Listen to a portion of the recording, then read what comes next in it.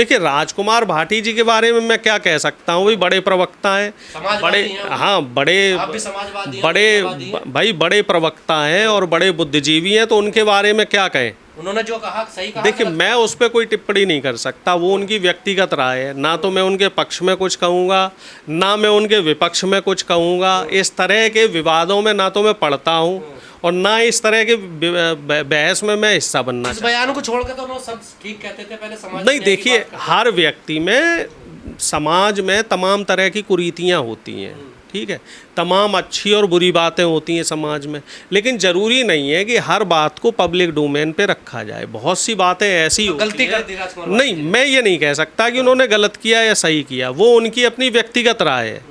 मैं पहले ही आपसे कह चुका हूँ, ना तो मैं भाटी जी को गलत कह रहा हूँ, ना मैं भाटी जी को सही कह रहा हूँ। भाटी जी की अपनी एक सामाजिक व्यक्तिगत राय है। योद्धा जो सामाजिक न्याय की बात करता है, दूसरे सामाजिक न्याय के योद्धा के साथ है ना खिलाफ है। मैं आपसे क्या कह रहा हूं कि इस मामले में जो उनके द्वारा की गई व्यक्तिगत टिप्पणी है, ये उनकी निजी राय है, ना तो मैं इसके पक्ष में हूं ना इसके विरोध में हूं। और रही बात सामाजिक न्याय को लेके, तो सामाजिक न्याय में निश्चित तौर पे भाटी जी जो सामाजिक न्याय के मुद्दों को लेके जो मुखरता से रखते हैं, जो मनुवाद और देश में फैसले पाखंड का जो विरोध करते हैं, तो उन सब बातों से, उनकी बातों से तो हम लोग सीखते हैं। मतलब अच्छे आदमी है। नहीं, व्यक्तिगत रूप से तो अच्छे आदमी है, लेकिन अगर जबान से खराब हो गए। अब आप उस बात को ज़्यादा मतलब तय तक मत जाइए। मैं वैसे ही कह रहा हूँ कि मैं उनके जो ये बयान है, तो इस पे मैं कोई टिप्पणी आज नहीं वो करना मुसीबत चाहता। में है, उनके पुतले फूके जा रहे हैं, धमकी दी जा रही है, आप उनके साथ खड़े हैं। तो समाज उनके साथ खड़ा है, सभी लोग उनके समर्थन में ट्वीट कर रहे हैं, सब लोग उनके साथ समर्थन में ट्वीट कर रहे हैं। नहीं, ऐसा नहीं होना चाहिए। हालांकि भाटी जी ने अपनी गलती स्वीकार कर ली है, और गलती जब उन्होंने मान ली है तो उस मामले को वहीं ख़त्म कर देना चाहिए ना? बिल्कुल कर देना चाहिए। गलतियाँ तो सबसे होती हैं। अब चूंकि वो पिछड़ी जाति से हैं, शूद्र समाज से हैं, अगर यही वो सवर्ण समाज से होते तो अब तक उनकी गलती माफ़ कर दी जाती। कोई दलित पिछड़ा है और दलित पिछड़े से अगर कोई भूल हो जाए तो उसकी भूल को आसानी से कहाँ माफ़ किया जाता है। कितने दलित और पिछड़ों के नेता हुए हैं, बहन मायावती जी हुई हैं, कांसीराम जी हुए, मुलायम सिंह जी हुए, शरद यादव जी हुए। इनके किसी भी बयान को, कोई भी इनकी कोई टीका टिप्पणी हो, उसको ये जो मनवादी समाज के लोग हैं उसको उठा लेते हैं। तो आपने कहा शूद्र समाज पिछड़े समाज से आते, तो क्या पिछले समाज को उनके साथ खड़ा हो जाना चाहिए? पिछड़ा समाज तो उनके साथ है, जहाँ तक मैं देख रहा हूँ। ट्विटर पे कई लोग उनके समर्थन में ट्वीट कर चुके हैं। मैं भी उनके समर्थन में ट्वीट कर चुका हूँ। क्या समर्थन की भाई कि जब उन्होंने माफ़ी मांग ली है तो मुद्दे को ख़त्म कर दो, मुद्दा क्यों बढ़ा रहे हो?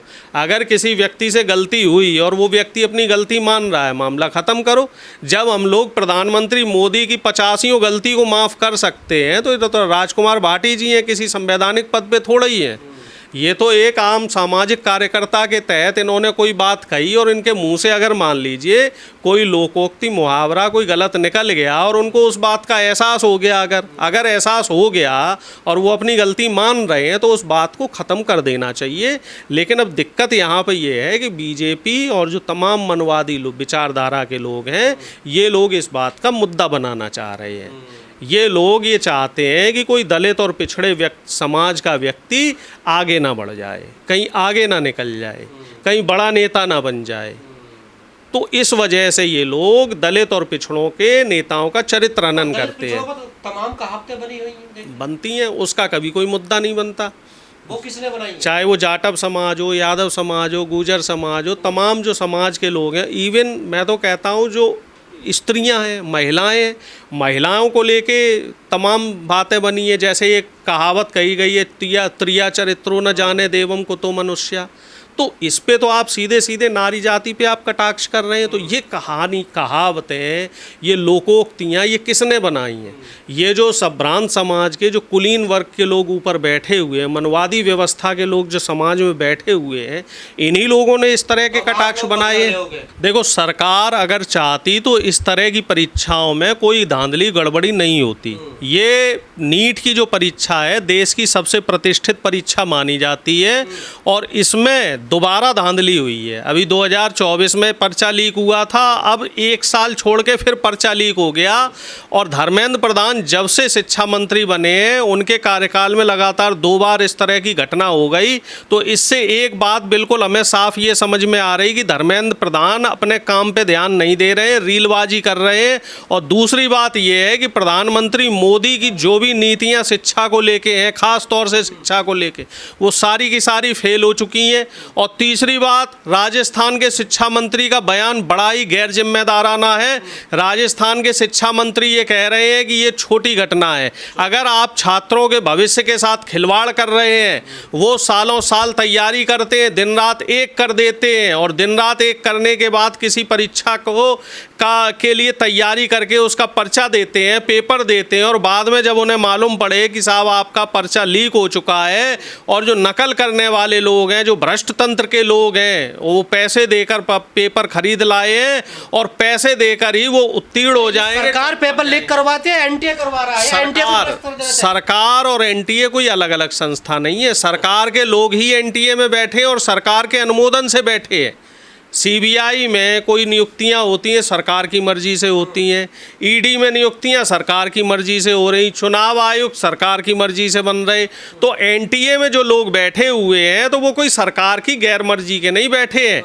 तो जाहिर सी बात है, अगर एनटीए इस तरह की परीक्षाओं को कराने में नाकाम है तो एनटीए के अधिकारियों पर कानूनी कार्रवाई होनी चाहिए। धर्मेंद्र एनटीए बना तब से ज्यादा लीक हो रही है। बिल्कुल, धर्मेंद्र एसएससी कराता था, यूपीएससी, कोई दिक्कत नहीं आती थी। और धर्मेंद्र प्रधान को इस्तीफा देना चाहिए। और खास तौर से जितने भी बीजेपी के इसमें बड़े बड़े नेता हैं, क्योंकि जो लोग अभी पकड़े गए हैं वो कह रहे हैं कि इसमें बड़े लेवल की धांधली हुई है, बहुत बड़े बड़े लोग इन्वॉल्व हैं। तो आखिर वो बड़े लोग कौन हैं, उसकी एक निष्पक्ष जांच क्यों नहीं हो रही? क्यों उन लोगों के नामों का खुलासा नहीं किया जा रहा है? आखिर किस बात का डर है? ऐसा प्रोफेसर साहब, जनता को कोई मतलब है पेपर लीक हो, कुछ भी हो, पढ़ाई ना हो, कुछ हो, लगता नहीं, जनता को कुछ तो मतलब है। जो मतलब है, कोई वोट देता है, जो परीक्षा दे लगातार पेपर लीक हो रहे हैं ना, जो परीक्षा दे रहे हैं उन्हें तो मतलब है। अब देश में आज के समय इस ऐसा माहौल हो गया है कि जो व्यक्ति जिस समस्या से पीड़ित होता है सिर्फ उसी को दर्द हो रहा है और किसी को 22 लाख बच्चे कहाँ सड़कों पे दिखाई दे रहे हैं? 22 लाख नहीं है सड़कों पे, लेकिन 2 लाख तो सड़कों पे, 1 लाख ही दिखा दो, कहाँ 2 लाख तो सड़कों पे है, वो मीडिया नहीं दिखा रही है। बराबर छात्र भी विरोध प्रदर्शन कर रहे हैं और जो विपक्षी पार्टियों के जो युवा लोग हैं वो भी बराबर विरोध प्रदर्शन कर रहे हैं। लगातार धर्मेंद्र प्रधान से इस्तीफे की मांग करी जा रही है। लेकिन विडंबना ये है कि सबसे बड़ी बात आ जाती है वहाँ पे कि जो तंत्र है, हमारी जो खबरें हैं वो कैसे हम तक पहुंचेंगी, आम जनता तक, उसको पहुंचाने का एक माध्यम है मीडिया। अब मीडिया उन खबरों को कवर नहीं कर रहा है। आप ये देखो कि नेशनल टीवी पर, नेशनल चैनल पर इस एनटीए को लेकर कितने मीडिया वालों ने सवाल किए, धर्मेंद्र प्रधान से कितने लोगों ने सवाल किए, नीट को परीक्षा का जो पर्चा लीक हुआ उसको लेकर कितनी प्राइम टाइम पे डिबेट चली। बस डिबेट किस पे चल रही है कि प्रधानमंत्री मोदी यूएई गए तो वहाँ जो अरब के प्रिंस हैं उनसे हाथ खोल के जो गले मिल रहे हैं उसके क्या मायने हैं। वहाँ विदेश में नीदरलैंड में प्रधानमंत्री मिलने गए हैं और नीदरलैंड में ANI जो म्यूट वीडियो चला रहा है तो वो दिखाया जा रहा है प्राइम टाइम पे कि प्रधानमंत्री कैसे 3 बड़े बड़े राजनेताओं को हैंडल कर रहे हैं। लेकिन वहाँ क्या बात हो रही है वो नहीं दिखाया जा रहा है। शिक्षा रोजगार जरूरी है। CGI तो कह रही है बेरोजगार युवा कॉकरोच। अब ये बताओ, CGI जैसे पद पर जो व्यक्ति बैठा है क्या उसको इस तरह की बात कहनी चाहिए? क्या CGI का जो चीफ जस्टिस हैं उनका जो पद है क्या ये उनके पद की मर्यादा को शोभा देता है कि आप देश के बेरोजगार युवाओं को कॉकरोच कहें और ये कहें कि ये सिस्टम में गंद फैला रहे हैं, इनकी वजह से RTI ज़्यादा हो रही हैं? अरे भैया, आप अपना काम अगर ईमानदारी से नहीं कर पा रहे हो तभी तो ये लोग गंद फैला रहे हैं। आखिर युवा बेरोजगार क्यों है? क्या पिछले 12 साल में किसी भी सुप्रीम कोर्ट, हाई कोर्ट ने स्वतः संज्ञान लिया कि बेतहाशा जो बेरोजगारी बढ़ रही है इसके लिए जिम्मेदार कौन है? जो सरकारें जिम्मेदार हैं, जो मंत्री जिम्मेदार हैं, जो बराबर पेपर लीक हो रहे हैं। क्या सीजीआई ने पेपर लीक होने पे कोई सवाल किया? नहीं किया। ये बस इन चीज़ों से डर रहे हैं। अब अदालतें भी डरने लग गई हैं कि युवा सवाल ना करें। भाई युवा अगर बेरोजगार है, पढ़ा लिखा युवा, तो वो तो सवाल करेगा। वो सवाल प्रधानमंत्री से भी करेगा, वो सवाल शिक्षा मंत्री से भी करेगा, और चीफ जस्टिस ऑफ इंडिया जो मुख्य न्यायाधीश हैं वो भी इस बात से नहीं बच सकते, क्योंकि वो भी इसी सिस्टम का हिस्सा रहे हैं। उन्होंने पहले लॉ की पढ़ाई पढ़ी, वकील बने, वकील बन के जज बने, जज बन के फिर तब कॉलेजियम सिस्टम से आगे बढ़े कि नहीं बढ़े। और अगर वो वकील के बाद जज नहीं बनते तो वो भी शायद कॉकरोच होते। मुझे इस बात को कहने में कोई गुरेज नहीं है। अटैक करते हैं ये बेरोजगार युवा जो भाई। तो सिस्टम बनाया किसने? ये सिस्टम जो ऐसा भ्रष्ट हो रखा है, जिसमें परीक्षाओं के पर्चे लीक हो जाते हैं, जिसमें नौकरियां नहीं मिल रही हैं युवाओं को, जिसमें युवाओं को सिर्फ हताशा और निराशा मिल रही है, तो ये सिस्टम किसने बनाया है? ये सिस्टम अपने आप नहीं बना है। विपक्ष क्यों सिस्टम बनाएगा?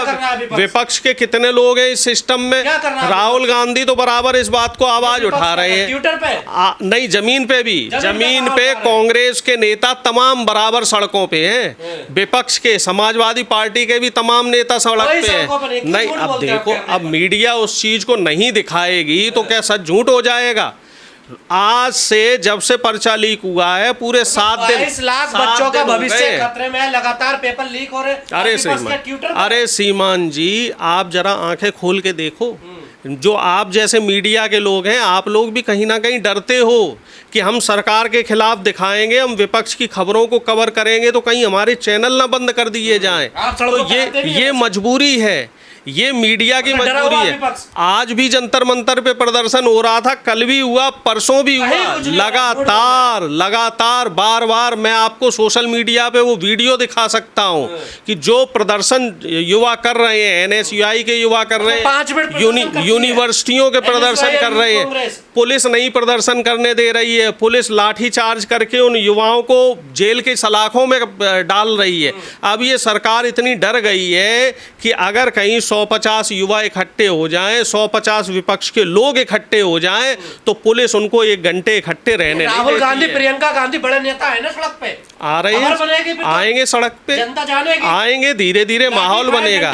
बिल्कुल खाएं, क्यों नहीं खाए लाठी डंडे? खूब लाठी डंडे खा रहे हैं विपक्ष। नहीं, जनता पे नहीं छोड़ा है। जनता के मुद्दों को सड़क से लेके सदन तक उठाने का काम ही है विपक्ष का, और विपक्ष तो अपना काम कर रहा है। विपक्ष कर रहा है। अगर विपक्ष ये काम नहीं कर रहा होता तो जो सत्ता में बैठे लोग हैं निरंकुश हो जाते। तो धर्मेंद्र प्रधान, तो अभी धर्मेंद्र प्रधान को मानना तो पड़ा कि परीक्षा लीक हुई है, तो सभी मान रहे हैं। योगी आदित्यनाथ तो इस बात को मानने को भी तैयार नहीं थे। आपको मालूम है, यूपी पुलिस की जो परीक्षा का पर्चा लीक हुआ था, योगी आदित्यनाथ उसको मानने को तैयार नहीं थे। पहले बात तो पिछले 12 साल में विपक्ष ने किसी का इस्तीफा दिलवाया? सुनो, विपक्ष इतना दबाव बना पाया सरकार पर, किसी का इस्तीफा हुआ? सुनो श्रीमान जी, सुनो, बीजेपी में इस्तीफा कल्चर नहीं है। ये बात राजनाथ सिंह खुद कह गए, बीजेपी में इस्तीफा कल्चर नहीं। कौन इस्तीफा देगा? कैसे इस्तीफा देगा श्रीमान जी? जब किसी व्यक्ति के अंदर नैतिकता बची होगी, उसके अंदर अगर जरा भी शर्म आया बची होगी, तभी तो वो इस्तीफा देगा। कोई सत्ता में बैठा व्यक्ति ऐसा हो जो बिल्कुल बेहया हो, जो बिल्कुल बेशरम हो, जो बिल्कुल निर्लज्ज हो, जिसको कुर्सी से इतना लालच हो कि वो अपना जमीर बेच चुका हो, तो आप उससे इस्तीफे की उम्मीद कैसे रख सकते हैं? कैसे वो व्यक्ति इस्तीफा देगा? बिल्कुल जमीर बेच के ये लोग कर रहे हैं। अगर जमीर नहीं बेचा होता तो इतनी बड़ी घटना जो नीट की परीक्षा का पर्चा लीक हुआ है, जिसमें 22 लाख से ज़्यादा बच्चे प्रभावित हो रहे हैं, तो अभी तो इसकी उच्च स्तरीय जांच हो गई होती। धर्मेंद्र प्रधान अब तक इस्तीफा दे देते, एनटीए के तमाम लोगों को अब तक बर्खास्त करके उनको जेल की सलाखों के पीछे डाल दिया जाता। और जिन जिन लोगों ने पर्चा को लिख, हाँ, ये बात सही है। ये बात आपने बहुत बढ़िया कही कि मीडिया जब अपना काम ईमानदारी से ना कर पाए तो सारा ठीक रहा विपक्ष के ऊपर ही फोड़े। ये काम तो मीडिया बहुत अच्छा। आपको विपक्ष को वोट चाहिए, उसकी आवाज नहीं, विपक्ष की बात छोड़ दो, मीडिया बहुत अच्छा काम कर रही है। इसमें मीडिया सरकार से सवाल नहीं कर पा रही है। मीडिया का काम होता था सरकार से सवाल करना। अब मीडिया किससे सवाल कर रही है? विपक्ष से। मीडिया क्या कह रही है जी? पर्चा लीक हुआ, किसकी कमी है? विपक्ष की। युवा बेरोजगार है, किसकी विरोध तो कमी है? करोगे, विपक्ष का काम विरोध करना नहीं, तो है ना। सुनो तो साहब, विरोध तो अरे करोगे सुनोगे कि सुनोगे आप भी नहीं? विपक्ष में क्या काम है? कि सवाल ही करोगे सारे के विपक्ष सारे। का क्या काम है? कि और मीडिया का क्या काम है? मीडिया का काम सरकार से सवाल करना है कि नहीं है? बिल्कुल है। बेरोजगारी है, बढ़ रही है, तो कितनी डिबेटें होती हैं बेरोजगारी पे? एनटीए ने जो धांधली करी है तो इस पे कितनी डिबेट हुई है?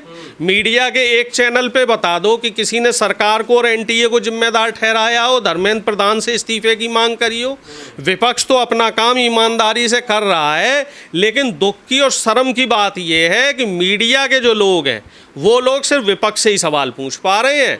वो लोग यही कह रहे हैं कि साहब विपक्ष निकम्मा है, विपक्ष की वजह से पर्चे लीक। अगर मीडिया खराब है तो मीडिया के खिलाफ भी आई है ना सड़कों पे। मीडिया के खिलाफ भी है। कहाँ खिलाफ? अब वो दिखेंगी कैसे खबरें? आपको खबरें कहाँ से दिखेंगी? खबरें तो मीडिया ही दिखाएगा। जब हम मीडिया की मुखालफत करते हैं तब आप लोग हमें हमारे ऊपर इल्जाम सत्ता बेलगाम, मीडिया बेलगाम, विपक्ष ठीक है बस। विपक्ष तो अपना काम कर रहा है। क्या काम कर रहा है? आप बताओ आपने जो सवाल श्रीमान जी हमसे कर रहे हो, विपक्ष के नेताओं से आप सवाल कर रहे हो, विपक्ष के प्रवक्ताओं से जो आप सवाल कर रहे हो, क्या यही सवालात आपने सत्ता पक्ष के लोगों से किया? क्या आप मीडिया के साथियों में इतना साहस है कि बीजेपी सरकार के में जो लोग बैठे हैं उनसे ये सवाल कर लो? हिम्मत है मीडिया में? कहीं ना कहीं मीडिया अपना रोल ईमानदारी से करना बंद कर चुकी है और यही वजह है कि संसद अब आवारा हो गई है और सत्ता पक्ष के जो लोग हैं वो निरंकुश हो गए। सड़कें सुनसान होगी ना, इसलिए आवारा होगी ना। मीडिया ने सवाल करने आप तो बंद खुद कर दिए। समाजवादी नेता मीडिया हैं। ने लोहिया खबरें की दिखानी बात बंद बोल रहे कर हैं दी। आप। मीडिया ने खबरें दिखानी बंद कर दी। पहले तो जो प्रिंट मीडिया था वो हमारे साथ रहता था। प्रिंट मीडिया पहले डरता नहीं था, लेकिन जब से ये मीडिया डिजिटल मीडिया हुआ आप है, मीडिया के साथ जब नहीं से तो मीडिया तो डरेगा जब ही से ना। डिजिटल मीडिया को बड़ा बड़ा चंदा सरकार से मिलने लग गया है, तब से ये मीडिया सरकार की गोद में बैठ गया जनता है। के साथ नहीं, मीडिया के साथ नहीं, संस्था के साथ नहीं, तो फिर तो डरेंगे ही लोग। विपक्ष किसके साथ है?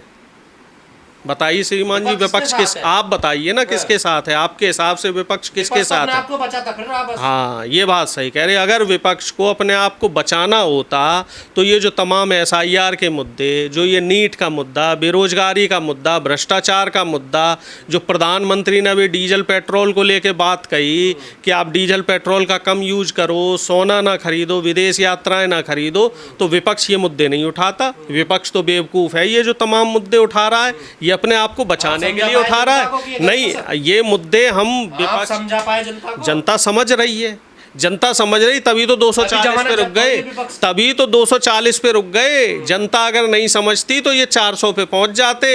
जनता से गलती हो गई थी, जनता इनके झूठ के प्रपंचों में फंस गई थी, इसी वजह से 2019 में इनको क्लियर मैंडेट दे दिया। अब जनता विपक्ष की बातों को समझ गई है, इसी वजह से इनको हाशिए पे लटका दिया मीडिया है। की बात नहीं, बदला नहीं लेंगे हम तो समाज को जागृत कर रहे हैं कि समाज में जो भी कुरीतियां हैं, एक तो पहले तो जातिगत टिप्पणियों से हमें बचना चाहिए। किसी के ऊपर जातिगत रूप से छीटाकशी नहीं करनी चाहिए। जाति खत्म हो जानी नहीं चाहिए। जाति तो देखिए हमारे देश में नहीं ख़त्म हो सकती जब तक ये देश में ये जो मनवादी व्यवस्था है, ये जाति ख़त्म नहीं हो सकती। जब आप शादी गोत्र देख के कर रहे हो जाति के अंदर, और जब आप कहीं किसी व्यक्ति के से मिलते हो तो सबसे पहले उसकी जाति पूछते हो, तो कैसे जाति ख़त्म होगी? नौकरियों के इंटरव्यू लेने के लिए जो इंटरव्यू पैनलिस्ट होते हैं वो पहले जाति पूछते हैं, उसके बाद उसका इंटरव्यू लेते हैं। मीडिया में आप चले जाओ तो सबसे ज़्यादा तो आपके मीडिया में जातिवाद है। 95% मैं ये मानता हूँ कि मनवादी व्यवस्था के लोग मीडिया में बैठे हुए हैं। इसके बाद आप जुडिशरी में आ जाओ, आप जुडिशरी में आ जाओ, जुडिशरी में 90% से ज़्यादा लोग बैठे हुए हैं। मैं तो मनवाद का विरोध करता ही हूँ भाई, मैं तो संविधान को मानता हूँ। देश में सिर्फ एक ही किताब है जिसको हर व्यक्ति को मानना चाहिए। देश में सिर्फ एक ही कानून है, संविधान का कानून, जिसको हर व्यक्ति को मानना चाहिए। किसी एक व्यक्ति विशेष द्वारा लिखी गई किताब को आप अगर स्मृति और संविधान मानेंगे तो वो देश का सत्यानाश करेगा। मनु स्मृति में एक बात ऐसी लिखी हुई है, हालांकि मुझे नहीं कहनी चाहिए लेकिन मैं कह रहा हूँ कि ब्राह्मण दोष मुक्त है। जो जाति का ब्राह्मण है अगर वो कोई गलती कर दे, किसी का मर्डर कर दे, किसी के साथ क्या कहते हैं हाथापाई कर दे, किसी के साथ दुर्व्यवहार कर दे, तो वो दोष मुक्त कैसे हो जाएगा? और शूद्र की परछाई पड़ने से भी जो संभ्रांत कुलीन वर्ग के लोग हैं वो अपवित्र कैसे हो जाएंगे? तो ये तो एक कंट्राडिक्शन है। किसी भी जाति में पैदा होने से व्यक्ति महान नहीं होता है, महान होता है व्यक्ति अपने विचारों से और अपने कर्मों से।